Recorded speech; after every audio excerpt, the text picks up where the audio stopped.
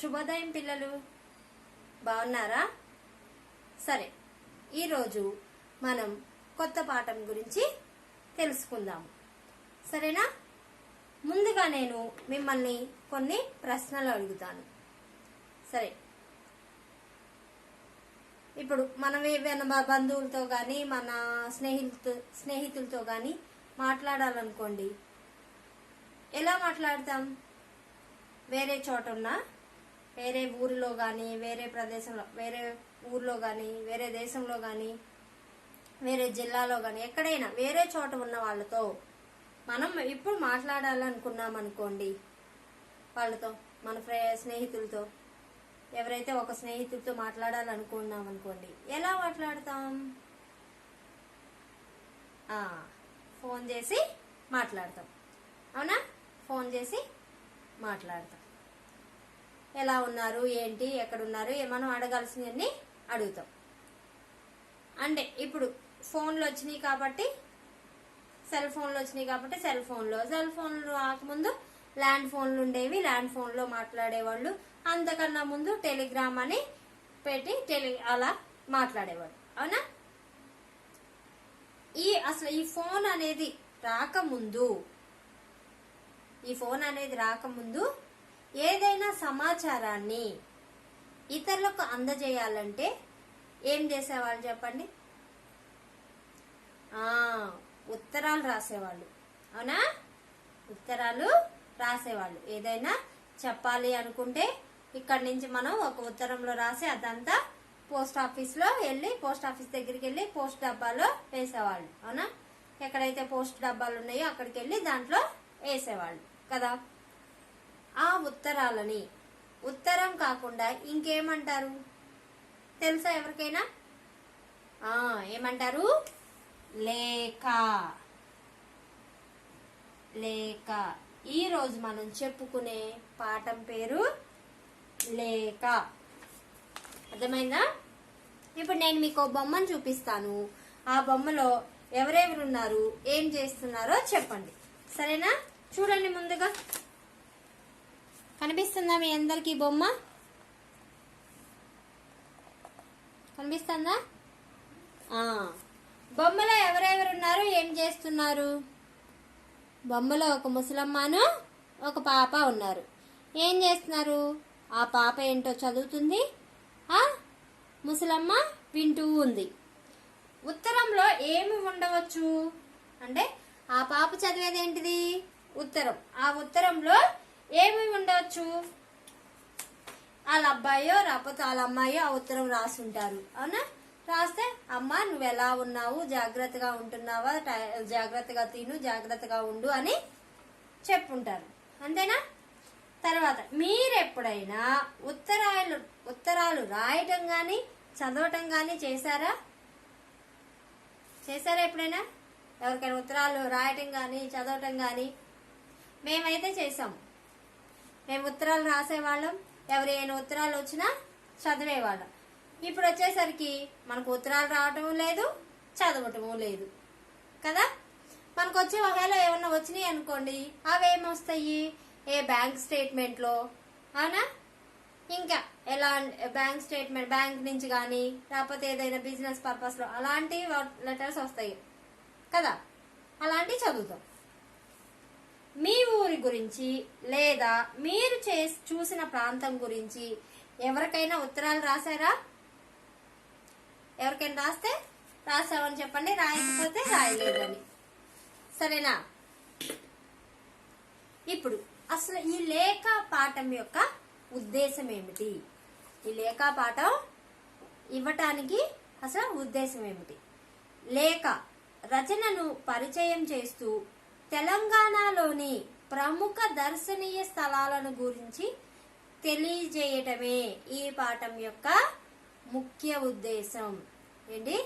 లేఖ ద్వారా తెలంగాణలో ఉన్న, మన తెలంగాణ రాష్ట్రంలో ఉన్న చూడదగిన ప్రదేశాలు ఏమైతే మనం చూడడానికి, అంటే దర్శనీయ స్థలాలు అంటే ఏంటి? చూడదగిన ప్రదేశాలు అయితే ఉన్నాయో వాటి గురించి మనకి తెలియచేయటమే ఈ పాఠం యొక్క ముఖ్య ఉద్దేశం. సరేనా? తర్వాత పాఠ్యభాగ వివరాలు. ఈ పాఠం లేఖ రచన ప్రక్రియకు చెందినది. లేఖ రచన ప్రక్రియకు చెందినది. లేఖలో విషయం ప్రధానం. లేఖలో ఏ విషయం రాస్తున్నామో అదే ముఖ్యమైనదన్నమాట, ప్రధానం. ఇది వచన రూపంలో ఉంటుంది. ఇది వచన రూపంలో ఉంటుంది. లేఖల్లో వ్యక్తిగత లేఖలు, కార్యాలయ లేఖలు, వ్యాపార లేఖలు, పత్రికలకు లేఖలు తదితర భేదాలుంటాయి. వ్యక్తిగత ఏంటి? లేఖల్లో వ్యక్తిగత లేఖలు, వ్యక్తిగత లేఖలు, వ్యక్తిగత లేఖలు. రెండవది ఏంటిది? కార్యాలయ లేఖలు, కార్యాలయ లేఖలు. మూడవది ఏంటిది? వ్యాపార లేఖలు. నాలుగవది ఏంటి? పత్రికలకు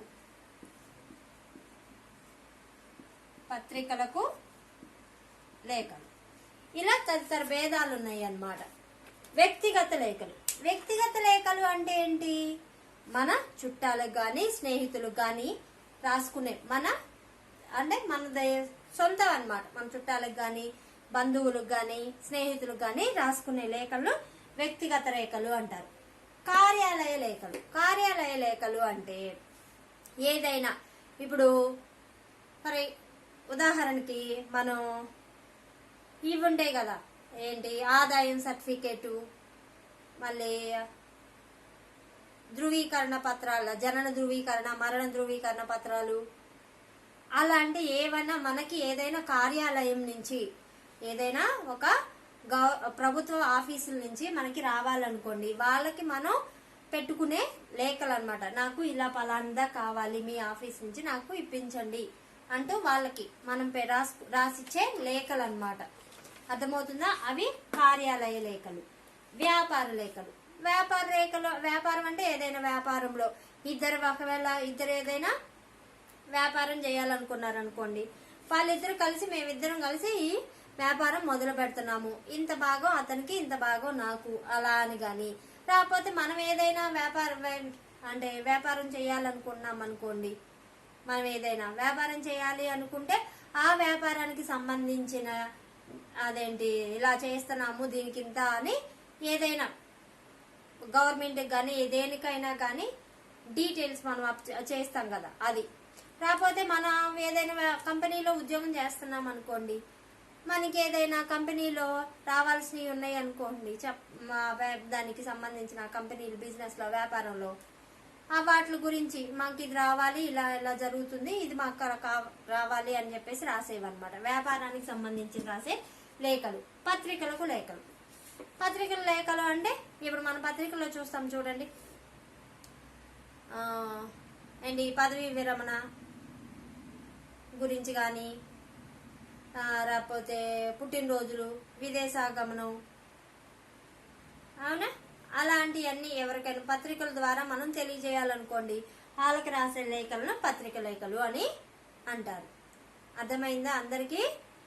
వ్యక్తిగత లేఖలు అంటే మన చుట్టాలకి, బంధువులకి, మన స్నేహితులకి రాసుకునేవి. కార్యాలయ లేఖలు అంటే ఏదైనా ప్రభుత్వ కార్యాలయాలకి, అలాంటి లేఖలకి మనకి ఏదైనా కావాలి అంటే ఇది చేసి పెట్టండి అని చెప్పి రాసే లేఖలు. వ్యాపార లేఖలు అంటే మనం చేసే వ్యాపారంలో దాని గురించి రాసే లేఖలు.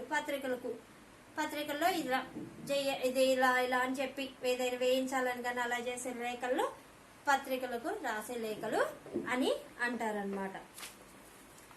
పాఠం ప్రవేశిక. వివిధ ప్రాంతాల సందర్శన మానవ మేధో వికాసానికి బాటలు వేస్తుంది.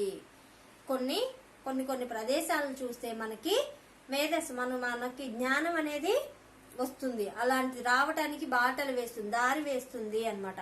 మానసిక చైతన్యాన్ని కలిగిస్తుంది. చారిత్రక స్థలాలు దర్శించటం వల్ల ఆనాటి జీవన విధానం, సామాజిక స్థితిగతులు, చరిత్ర, సంస్కృతి మొదలైన వాటి గురించి మనకు తెలుస్తుంది. అందువల్ల అట్లాంటి స్థలాల గురించి తెలుసుకోవాల్సిన అవసరం ఉన్నది.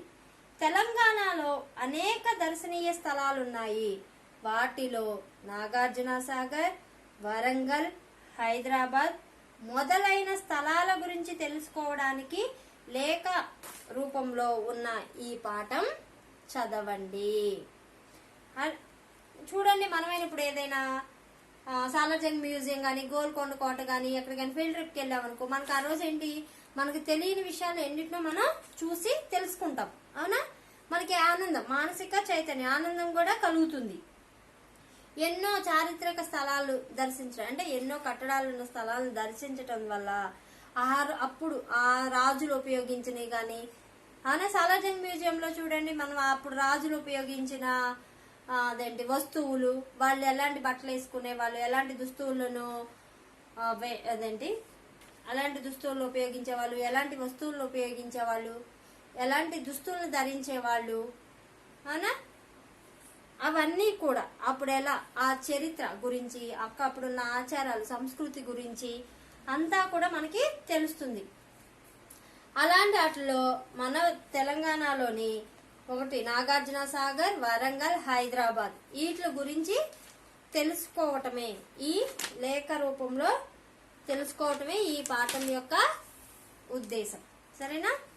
ఇప్పుడు పాఠం మొదలు పెడతాను, చూడండి. ఫస్ట్ మొట్టమొదటిగా వేముల,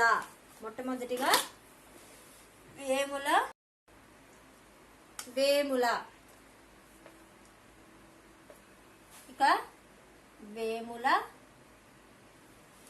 తర్వాత 10/10/2014 వేముల కామ 2014 ఫుల్ స్టాప్, స్వల్ప విరామ చిహ్నం. అవునా? కామ అంటే ఏంటి? స్వల్ప విరామ చిహ్నం. ఇది ఫుల్ స్టాప్ అంటే ఫుల్ స్టాప్ అంటే వాక్యాంతర బిందువు.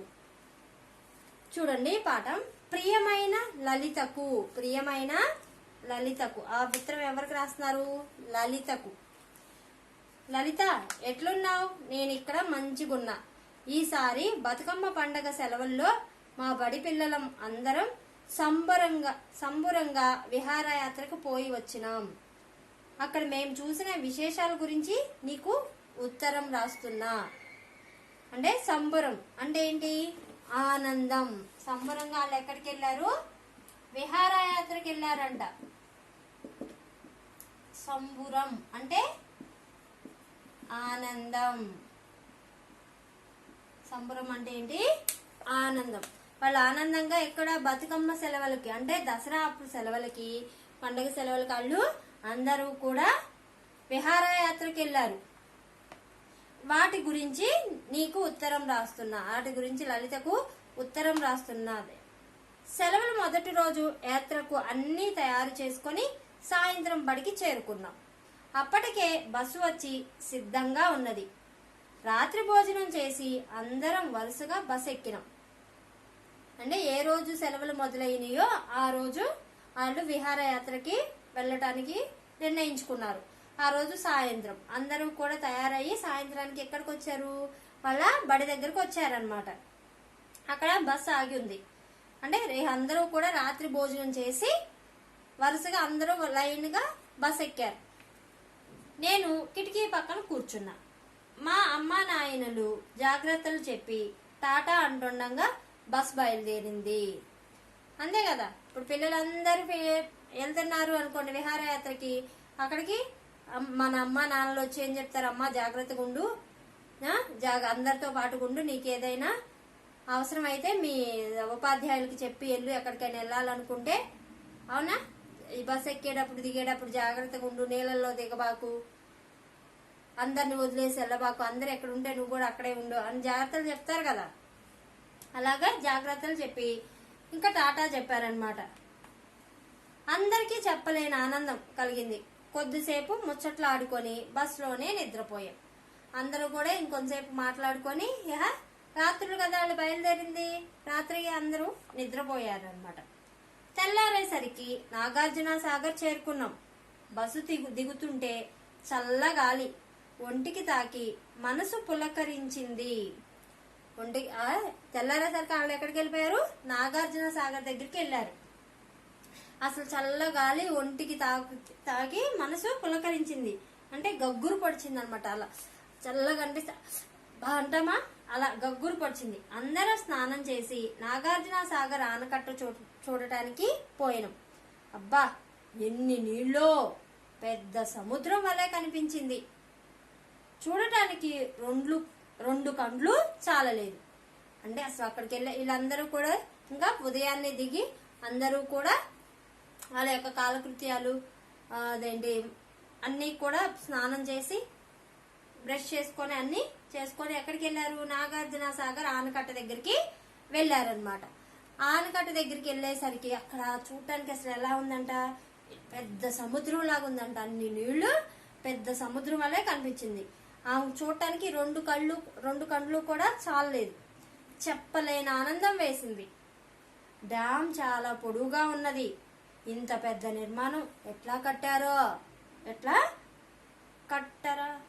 కట్టారా అని ఆశ్చర్యం వేసింది. అంటే అంత పెద్ద నిర్మాణం, అంత పెద్ద డ్యామ్ ని ఎట్లా కట్టారో అని ఆశ్చర్యం వేసింది అనమాట. అక్కడే పలహారం తిని స్టీమర్ మీద నాగార్జున కొండ చూడటానికి పోయినాం. నీళ్లపై ప్రయాణం చేస్తుంటే ఎంత సంబరంగా ఉండేనో. స్టీమర్ నదిని చీల్చుకుంటూ పోతుంటే నీటి తుంపర్లు నా మీద పడి శరీరం జల్లుమన్నది. చుట్టూ ఎటు చూసినా నీళ్లే, అటు ఇటు ఎత్తైన కొండలు, మలుపులు తిరిగిన విశాలమైన కృష్ణానది. ఆ ప్రకృతి అందాలు చూసి ఆనందించాల్సిందే గాని చెప్పడానికి మాటలు రావు. ఇంకా వాళ్ళు ఏం చేశారు, అక్కడ ఆనకట్ట దగ్గరికి వెళ్ళి అది చూసి తర్వాత అక్కడే పలహారం తినేసి ఇంకా స్టీమర్ ఎక్కి బయలుదేరారనమాట. నాగార్జున కొండ చూడటానికి బయలుదేరారు. నాగార్జున కొండ చూడటానికి బయలుదేరారు. నీళ్ళల్లో ప్రయాణం అంటే ఆ స్టీమర్ మీద నీళ్ళల్లో వెళ్ళాలన్నమాట. నీళ్ళల్లో ప్రయాణం. ఆ స్టీమర్ ఎలా నీళ్ళని ఇలా చీల్చుకుంటూ వెళ్తుంది. అవునా, చూసారా మీరు స్టీమర్ ని చీల్చుకుంటూ నీళ్ళల్లో ప్రయాణం చేస్తుంటే అసలు ఆ నీళ్ళల్లో వెళ్తుంటే ఆమెకి ఎంతో ఆనందంగా ఉందంట. అసలు చుట్టూ అటు ఇటు కూడా ఎత్తైన కొండలు, విశాలమైన కృష్ణానది. ఈ ప్రకృతి అందాలు చూసి ఆనందించాల్సిందే గాని అసలు దాన్ని చూసి ఆనందించాలే గాని చెప్పడానికి మాటలు కూడా రావట్లేదు. అంటే అంత అందంగా ఉన్నది అని. అవునా, నాగార్జున సాగర్ ఆనకట్ట ఏ నది మీద కట్టారు, కృష్ణా నది. అవునా, కృష్ణా నది మీద. కొద్దిసేపటికి స్టీమర్ ఒడ్డుకు చేరింది. ఇదే నాగార్జున కొండ అని మా సార్లు చెప్పంగానే అందరికీ కేకలతోటి ఆ ప్రాంతమంతా మారుమోగిపోయింది. అంటే అందరూ కూడా ఇదే నాగార్జున కొండ అని వాళ్ళ సార్ చూపించారు. చూపించగానే పిల్లలందరూ కూడా ఓ కేకలు పెట్టారనమాట. కేకలు పెట్టేసరికి అది ఎంత సౌండ్ ఇలా మొత్తం మారుమోగిపోయింది అనమాట. మేమందరం కొండని ఎక్కి చూస్తే అక్కడ విశాలంగా ఉన్న పార్కు కనిపించింది. ఆ నాగార్జున కొండ ఎక్కి చూస్తే వాళ్ళకి ఇక్కడ పెద్ద పార్కు కనిపించింది అనమాట. విశాలంగా ఉన్న పార్కు కనిపించింది. ఎన్నో రకాల అందమైన పూల మొక్కలు కనిపించినాయి. అక్కడ ఆ పార్కులో ఎన్నో అందమైన పూల మొక్కలు కనిపించాయంట. ఆ పార్కు మధ్యలో నుండి కొద్ది దూరం పోతే బౌద్ధులకు సంబంధించిన అవశేషాలు, స్తూపాలు కనిపించినాయి. అంటే బౌద్ధులకు సంబంధించిన అక్కడ అవశేషాలు, స్తూపాలు కనిపించాయి. ఆచార్య నాగార్జునుడు అక్కడనే విశ్వవిద్యాలయం ఏర్పాటు చేసిండట. అక్కడ ఉన్న మ్యూజియంలో బౌద్ధ మతానికి చెందిన ఎన్నో కళాఖండాలను, వస్తువులను చూసినాం. కొద్దిసేపు పార్కులో కూర్చొని అందరం కలిసి తిని స్టీమర్లో తిరుగు ప్రయాణం అయినాం. అక్కడున్న దుకాణాల్లో గవ్వలతో చేసిన వస్తువులు కొనుక్కొని వరంగల్ కు బయలుదేరినాం. ఏంటి అక్కడ, అవును కదా, నాగార్జున కొండ దగ్గర ఏంటి ఆ పార్కు కదా, అక్కడ ఒక విశ్వవిద్యాలయం ఉంది. నాగార్జునుడు అక్కడనే స్థాపించిన విశ్వవిద్యాలయం ఉందన్నమాట. ఆ మ్యూజియం అంటే ఏంటి, వస్తు ప్రదర్శనశాల. మ్యూజియం అంటే ఏంటి, వస్తు ప్రదర్శనశాల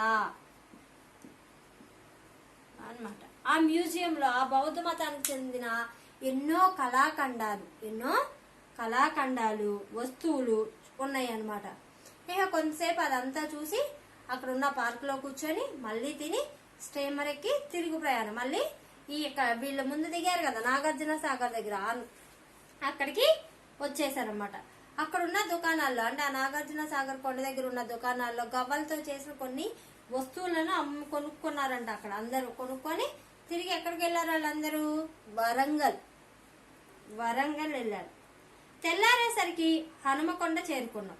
వరంగల్ దగ్గర ఉన్న హనుమకొండ చేరుకున్నారనమాట. ఈ వరంగల్ నుంచి హనుమకొండకు 5 కిలోమీటర్ల దూరం. అక్కడ ముందుగా 1000 స్తంభాల గుడికి పోయినాం. అక్కడ ముందు ఎక్కడికి వెళ్ళారంట వాళ్ళు? 1000 స్తంభాల గుడి. 1000 స్తంభాలు అంటే అక్కడ ఏంటి? 1000 స్తంభాలు ఉన్నాయి అనమాట, దాని మీద నిర్మించిన గుడి. ఈ 1000 స్తంభాల గుడిని కాకతీయ వంశానికి చెందిన రుద్రదేవునిచే చాణుక్యుల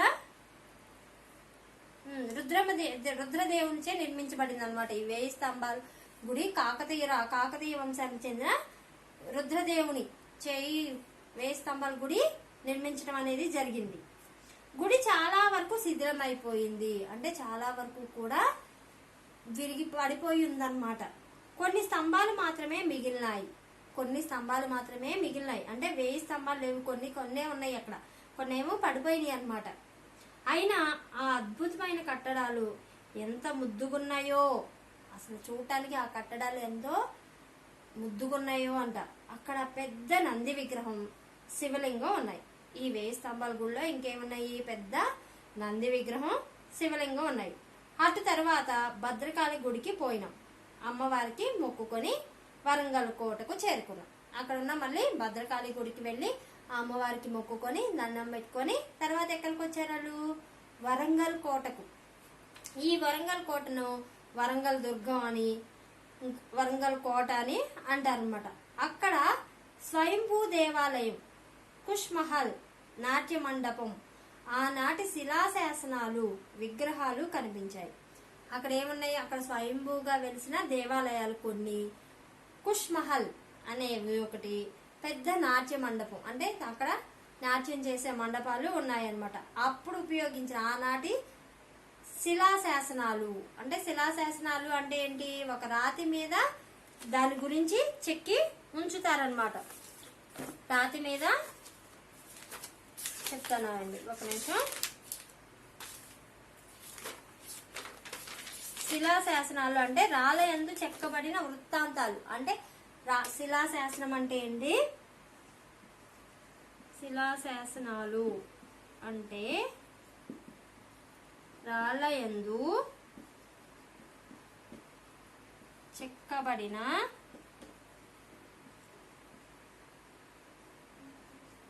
వృత్తాంతాలు.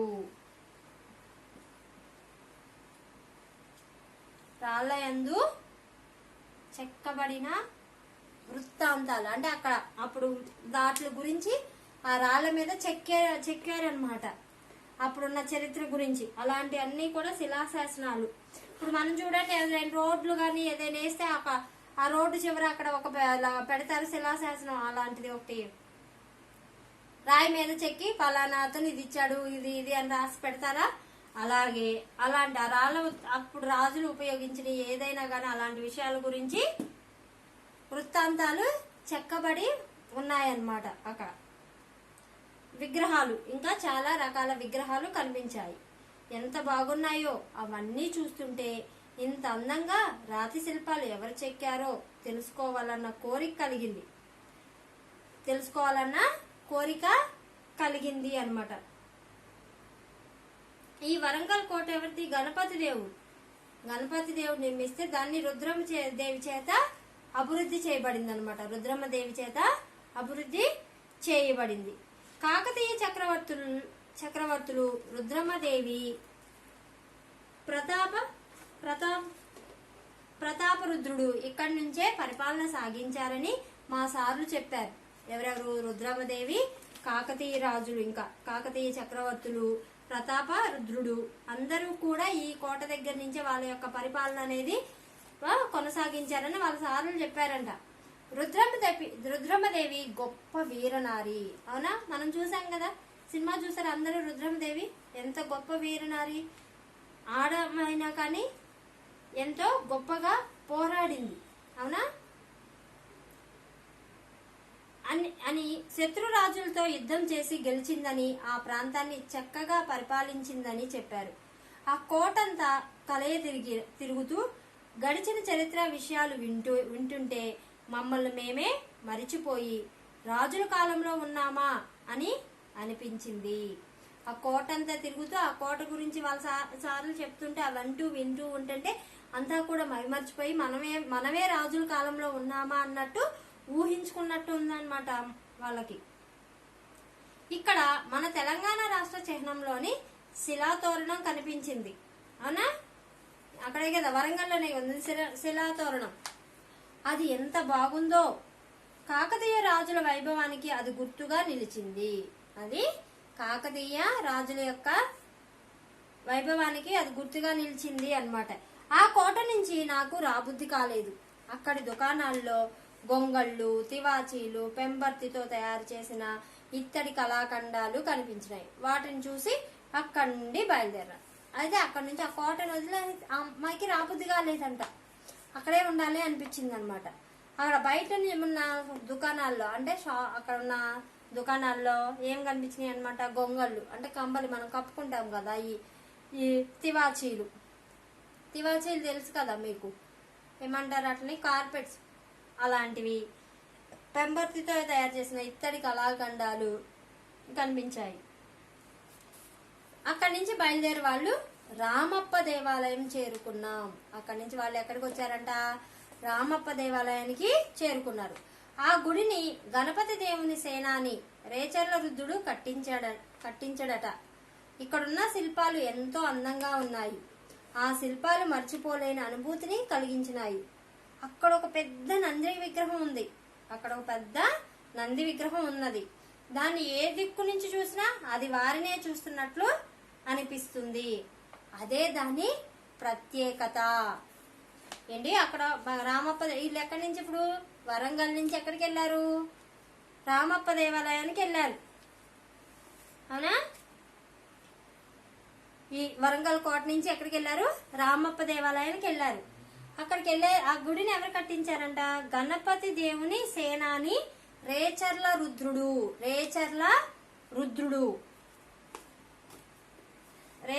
గణపతి సేనాని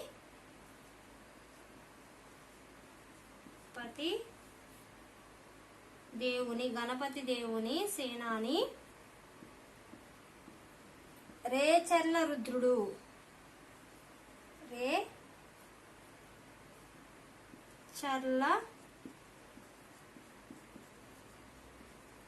రేచర్ల రుద్రుడు అన్న అతను కట్టించాడంట. ఇక్కడున్న శిల్పాలు ఎంతో చాలా అందంగా ఉన్నాయి. అక్కడ ఒక పెద్ద నంది ఉందంట. ఆ నందిని ఎటు నుంచి చూసినా ఆ నంది మనల్నే చూస్తుంది అన్నట్లు ఉందన్నమాట. ఆ నంది యొక్క ప్రత్యేకత అంట అది. ఆ నంది యొక్క ప్రత్యేకత. అక్కడ రాతిపై చెక్కిన సింహాలు, ఏనుగులు, హంసల విగ్రహాలు కూడా నాకు బాగా నచ్చినాయి. కొన్ని విగ్రహాలు ధ్వంసం కావటం కూడా నాకు బాధ కలిగించింది. కొన్ని విగ్రహాలు ఏంటి, పగిలిపోయి ఉన్నాయంట. అవన్నీ కూడా అమ్మకి బాధ అనిపించిందంట. అక్కడి నుంచి రామప్ప చెరువుకి చేరుకున్నాం. అది చాలా పెద్ద చెరువు. ఆ చెరువు నీళ్లు తీయగున్నాయి. ఆ రాత్రి అక్కడనే ఉండి తెల్లవారుజామున ప్రస్తుత జగిత్యాల జిల్లాలో ఉన్న బొమ్మల గుట్టకు పోయినాం. అయితే ఆ రోజు అక్కడే ఉండి వాళ్ళు ఆ రామప్ప చెరువును కూడా చూసి, ఆ రామప్ప చెరువు కాడి నుంచి ఎక్కడికి వెళ్ళారంట? జగిత్యాల జిల్లాలో ఉన్న బొమ్మల గుట్ట అనే ప్రాంతానికి. ఆ రాత్రి అక్కడే ఉన్నారు. తెల్లవారుజామున లెగిసి జగిత్యాలలో జిల్లాలో ఉన్న బొమ్మల గుట్టికి పోయినారు. తెలుగు భాషకు కీర్తి ప్రతిష్టలు నువ్వు అందించిన ఆ ప్రదేశాన్ని చూడటం మా అందరికీ ఎంతో ఆనందాన్ని కలిగించింది. ప్రాచీన తెలంగాణ కవి జిని వల్లభుని కంద పద్యాలున్న శాసనాలన్నీ చూసినాం. ఇవే తెలుగులో మనకు దొరికిన తొలి కంద పద్యాలు. ఈ పద్యాల ఆధారంగానే మన తెలుగు భాషకు ప్రాచీన హోదా లభించిందంట. అర్థమైందా? వాళ్ళు జగిత్యాల్లోని బొమ్మల గుట్టకు పోయారు. అక్కడ దాని ప్రత్యేకత ఏంటి? తెలుగు భాషకు కీర్తి ప్రతిష్టలు అందించిన ప్రదేశం. మన తెలుగు భాష యొక్క గొప్పతనం గురించి తెలియజేసిన ప్రదేశం అన్నమాట అది. అక్కడ ఎవరు? ప్రాచీన తెలంగాణ కవి జినవల్లభుని ఆయన రాసిన కంద పద్యాలు అన్ని శాసనాలు కూడా అక్కడ ఉన్నాయంట. ఆ తెలుగు అంటే మన తెలుగులో మనకు దొరికిన తొలి కంద పద్యాలు అవే, జినవల్లభుని రాసిన పద్యాలు అన్నమాట. ఈ పద్యాల ఆధారంగానే మన తెలుగు భాష యొక్క గొప్పతనం గురించి, అంటే మన తెలుగు భాషకు ఒక ప్రాచీన హోదా, అంటే ఎప్పటి నుంచో ఉన్నది అనే ఒక ప్రాచీన హోదా లభించిందనమాట. అంటే వీళ్ళు మొట్టమొదటి ఎక్కడికి వెళ్ళారు? నాగార్జున కొండకి వెళ్ళారు. అవును, నాగార్జున సాగర్ ఆనకట్టకు, తర్వాత నాగార్జున కొండకు, అక్కడ ఉన్న మ్యూజియంలో అవన్నీ చూశారు. ఆ తర్వాత అక్కడి నుంచి వరంగల్ దగ్గరలోని హనుమకొండకు వచ్చారు. హనుమకొండలోని 1000 స్తంభాల గుడి చూశారు. 1000 స్తంభాల గుడి నుంచి అక్కడ ఉన్న దేవాలయాలు అవన్నీ చూసి తర్వాత వరంగల్ కోటకు వెళ్ళారు. వరంగల్ కోట అదంతా చూసిన తర్వాత రామప్ప దేవాలయం నుంచి రామప్ప చెరువు దగ్గర నుంచి ఎక్కడికి వచ్చారు? జగిత్యాల జిల్లాలోని బొమ్మలగుట్ట అనే ప్రాంతానికి వచ్చారు. ఇప్పుడు ఇక్కడి నుంచి సింగరేణి బొగ్గు గనులు చూడటానికి పోయినాం. అక్కడి నుంచి ఎక్కడికి వెళ్ళారంట? వాళ్ళు సింగరేణి బొగ్గు గనులు చూడటానికి వెళ్ళారు. ఆ పరిసరాలు చూస్తుంటే సిరి వెలుగులు విరజిమ్మే సింగరేణి బంగారం అన్న పాట గుర్తుకొచ్చింది. సిరి వెలుగులు విరజిమ్మే సింగరేణి బంగారం అనే పాట గుర్తుకొచ్చింది. మేమందరం అక్కడున్న బొగ్గు బావులను చూసినాం. అక్కడున్న సింగరేణిలో ఉన్న బొగ్గు బావుల్ని చూసారంట. అక్కడ కార్మికులు పడుతున్న శ్రమను గురించి తెలుసుకున్నాం. అంటే అక్కడికి వెళ్ళి అక్కడ అసలు ఏముంటాయి, ఆ సింగరేణి అంటే ఏంటి, అక్కడ అంటే అక్కడ ఉన్న పని చేసే వాళ్ళు ఎంత కష్టపడతారు ఏంటి అనేది వాళ్ళు తెలుసుకున్నారంట. వీరి కష్టం మన ఇండ్లలో విద్యుత్ కాంతిగా మారిందని తెలిసి మనసులో వారికి ధన్యవాదాలు చెప్పుకున్నాం. అంటే వాళ్ళు అంత కష్టపడితేనే మనకి ఈ కరెంట్ అనేది వస్తుంది, మనకి ఇంట్లో విద్యుత్ అనేది వస్తుంది అని తెలుసుకున్నారనమాట. అవునా, మనకి విద్యుత్ ఎలా తయారవుతుంది? బొగ్గు నుంచి కదా. ఆ బొగ్గు అంతా కూడా వాళ్ళు ఆ సింగరేణి కొండల్లో తవ్వి ఆ బొగ్గు ద్వారా మనకి విద్యుత్ అనేది వస్తుంది కదా. ఆ విద్యుత్ ఆ సింగరేణి ద్వారా వచ్చే విద్యుత్ అంత కాంతిగా, అంటే వాళ్ళ యొక్క శ్రమ, వాళ్ళు తవ్వి ఆ బొగ్గులు అంతా చేయబట్టే కదా మనకి కరెంట్ అనేది వస్తుంది, విద్యుత్ అనేది వస్తుంది. వాళ్ళ యొక్క శ్రమను తెలుసుకొని వీళ్ళు చూసి వాళ్ళు ఎంత కష్టపడుతున్నారో, ఎంత శ్రమ పడుతున్నారో చూసి వీళ్ళకి చాలా ఆశ్చర్యం వేసి వాళ్ళకి మనసులోనే వాళ్ళు ధన్యవాదాలు, అంటే మేము ఎప్పుడు కూడా వందనాలు చేస్తాం, వందనము అంటే మీకు ఎప్పుడు మేము నమస్కారం చేస్తాము అని కృతజ్ఞతలు చెప్పారనమాట వాళ్ళకి. అక్కడి నుంచి బయలుదేరి శాతవాహనుల రాజధాని అయిన కోటిలింగాలు చేరుకున్నాం. అక్కడి నుంచి బయలుదేరి ఎక్కడికి వచ్చారంట? శాతవాహనుల యొక్క రాజధాని అయిన కోటిలింగాలు చేరుకున్నాం. చుట్టూ గోదావరి కనిపించింది. చక్కని ఆహ్లాదకరమైన వాతావరణం కనిపించింది. గోదావరిలో స్నానం చేసి ఇసుక రేణువులతో ఏర్పడిన శివలింగాన్ని దర్శించుకున్నాం. శాతవాహనపు వంశపు తొలిరాజు శ్రీముఖుని నాణెములు అక్కడ దొరికినాయట. ఆ విశేషాన్ని చూసేసరికి చీకట పడింది. ఆ రాత్రి అక్కడే తిని హైదరాబాదుకు పోయినాం. అంటే అక్కడి నుంచి ఎక్కడికి? సింగరేణి నుంచి వాళ్ళు ఎక్కడికి వచ్చారంట? శాతవాహనుల రాజధాని అయిన కోటిలింగాలకి చేరుకున్నారనమాట. చుట్టూ గోదావరి, చుట్టూ ఎలా ఉంది? గోదావరి చుట్టూ ఏముంది? గోదావరి.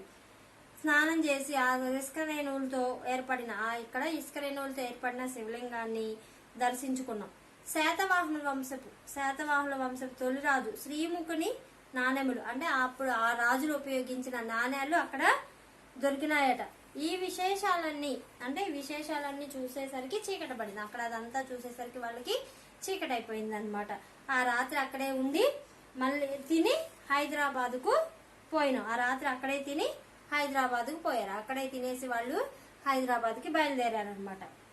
ఎప్పటి నుంచో హైదరాబాద్ చూడాలన్న కోరిక తీరబోతున్నందుకు సంతోషంగా ఉన్నది. ఆ అమ్మాయికి ఎప్పటి నుంచో హైదరాబాద్ చూడాలనే కోరిక అంట. ఆ కోరిక తీరబోతుందని సంతోషంగా ఉంది. అక్కడ చూడవలసిన ప్రదేశాలు ఎన్నో ఉన్నాయి. మొదట మేము చార్మినార్కు చేరుకున్నాం. మొదట ఎక్కడికి వచ్చారంట వాళ్ళు? చార్మినార్కు చేరుకున్నారు. ఆనాటి రాజు కులీ కుతుబ్ షా ప్లేగు వ్యాధి నిర్మూలనకు గుర్తుగా దీన్ని కట్టించాడట.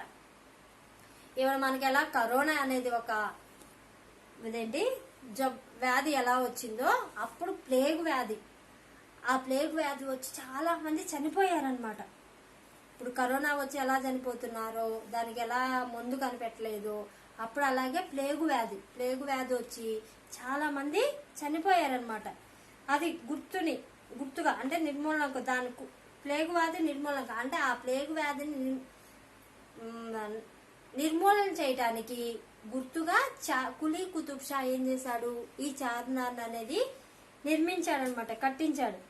అద్భుతమైన వాస్తు కళా నైపుణ్యంతో దీన్ని కట్టారు. అద్భుతమైన వాస్తు అంటే వాస్తు శాస్త్రం. చూసారా, ఇల్లు కట్టేటప్పుడు కూడా వాస్తులు చూస్తారు. ఇదేంటి, ఇన్ని కిటికీలు ఉండాలి, ఇన్ని తలుపులు ఉండాలి, ఈ మూల దేవుడు ఉండాలి, ఈ మూల స్టవ్ పెట్టుకోవాలి, అలా వాస్తుని బట్టి కట్టారనమాట ఈ చార్మినార్ని. 4 దిక్కులు 4 గోపురాలు ఉన్నాయి, వాటినే మినార్లు అంటారని తెలిసింది. ఆ 4 పైన చార్మినార్కి ఇలా 4 ఉంటాయి కదా పైకి, వాటిని ఏమంటారంట, మినార్లు అని అంటారు. చార్మినార్ ఎక్కి చూస్తే హైదరాబాద్ అంతా కనిపించింది. మనసు గాలిలో తేలిపోయింది. గాజులు, అలంకరణ వస్తువులు, బంగారపు దుకాణాలతో ఆ ప్రదేశం చాలా రద్దీగా ఉన్నది. ఆ ప్రదేశం అంతా ఎలా ఉంది, రద్దీగా ఉంది. అవునా, చార్మినార్ ఎప్పుడు వెళ్ళినా కూడా రద్దీగానే ఉంటది కదా.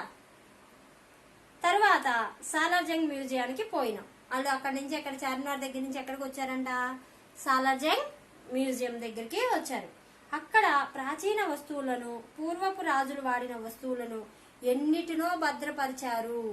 అక్కడ ఎన్నో, అవునా, మనం కూడా వెళ్ళాం కదా, మనందరం చూసామా సాలార్జంగ్ మ్యూజియం ని.